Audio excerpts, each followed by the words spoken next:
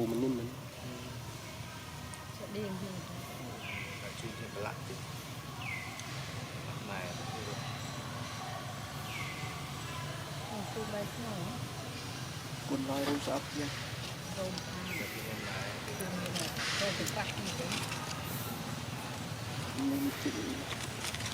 มาเป็นอันนี้คืออันนี้